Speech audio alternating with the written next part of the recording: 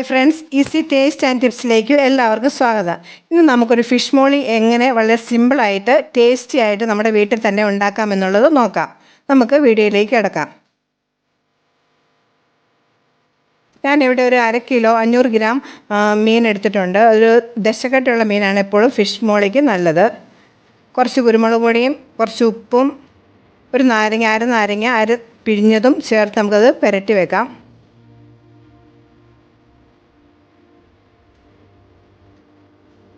ഒരു അരമണിക്കൂർ ഇത് റെസ്റ്റ് ചെയ്യാൻ വെക്കാം. ആവശ്യമുള്ള സാധനങ്ങൾ: ഒരു സബോള, ഒരു 3 ഏലക്കായും കുറച്ച് കറുവാപ്പട്ട എടുത്തിട്ടുണ്ട്, കുറച്ച് കാഷ്യൂനട്ട് എടുത്തിട്ടുണ്ട്. അത് നമുക്ക് തേങ്ങാപ്പാലിൽ അരച്ച് ചേർക്കാം, കൂടുതൽ ടേസ്റ്റി ആവും. അപ്പോൾ കുറച്ച് ഇഞ്ചി എടുത്തിട്ടുണ്ട്, ഒരു കുടം വെളുത്തുള്ളി എടുത്തിട്ടുണ്ട്, 4 പച്ചമുളക്, ഒരു വലിയ തക്കാളി, കുറച്ച് കറിവേപ്പില, പിന്നെ ഒരു അര തേങ്ങയുടെ തേങ്ങാപ്പാൽ എടുത്തിട്ടുണ്ട്. 1-ാം പാലുമുണ്ട്, 2-ാം പാലും എടുത്തിട്ടുണ്ട്.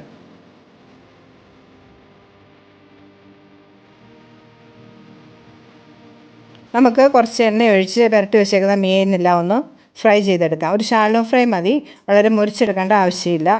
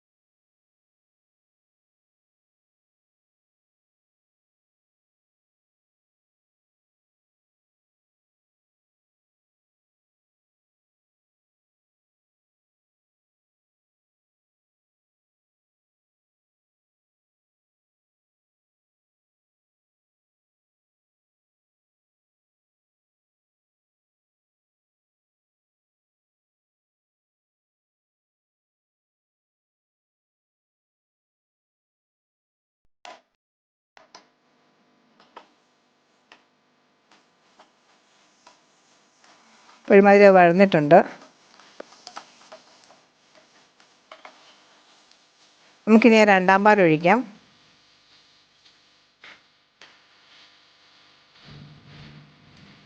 രണ്ടാം പാലൊന്ന് ചൂടായി കഴിഞ്ഞാൽ നമുക്ക് നമ്മൾ ഫ്രൈ ചെയ്തേക്കുന്ന മീൻ എടുത്തിട്ട് അതിനകത്ത്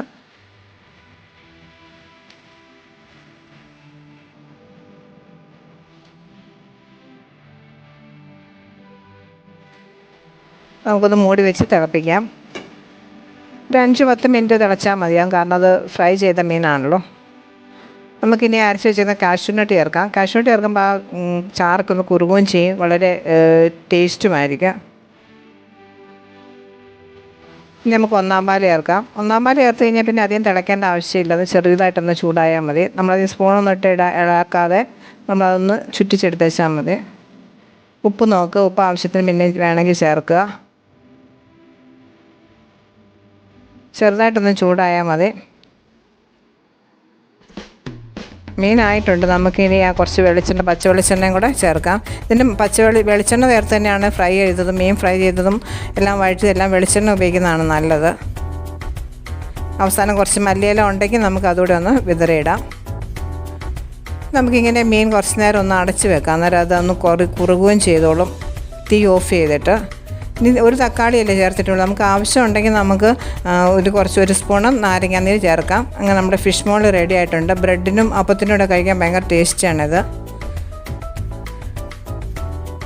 എല്ലാവരും ഇതൊന്ന് ട്രൈ ചെയ്ത് നോക്കണം. എൻ്റെ റെസിപ്പി ഇഷ്ടമാണെങ്കിൽ എല്ലാവരും ഒന്ന് സബ്സ്ക്രൈബ് ചെയ്യുക. ആരെങ്കിലും എൻ്റെ ചാനൽ സബ്സ്ക്രൈബ് ചെയ്തിട്ടില്ലെങ്കിൽ ഒന്ന് സബ്സ്ക്രൈബ് ചെയ്യുക, ലൈക്ക് ചെയ്യുക, ഷെയർ ചെയ്യുക. തൊട്ടടുത്ത് കാണുന്ന ബെല്ലൈക്കണും കൂടി ഒന്ന് ക്ലിക്ക് ചെയ്യുക. ഇത് പിള്ളേർക്ക് ഭയങ്കര ഇഷ്ടമായിരിക്കും. കാരണം അധികം എരിവ് വരാത്ത കാരണം അവർക്ക് കഴിക്കാൻ ഭയങ്കര ഇഷ്ടമായത്. ഇതുപോലുള്ള വളരെ ടേസ്റ്റിയും സിമ്പിളുമായിട്ടുള്ള റെസിപ്പീസുമായി ഞാൻ ഇനിയും വരുന്നതായിരിക്കും. അതുവരെ okay, bye. Thank you for watching.